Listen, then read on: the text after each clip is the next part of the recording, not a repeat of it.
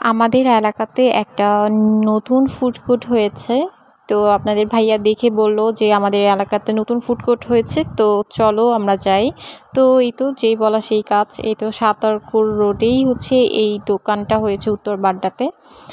এরপর হচ্ছে গেলাম, গিয়ে দেখি বেশ হাইপ, মানে মোটামুটি ভিড়ই ছিল।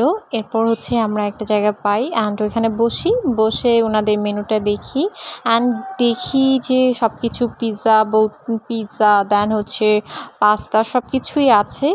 অ্যান্ড আমরা একটা হচ্ছে মিট বক্স অর্ডার করি।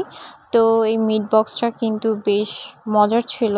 তো আমরা হচ্ছে মিট বক্সটা খুবই মজা করে খাই। এরপর মিট বক্সটা খাওয়ার পর আমরা পিৎজা অর্ডার করেছিলাম।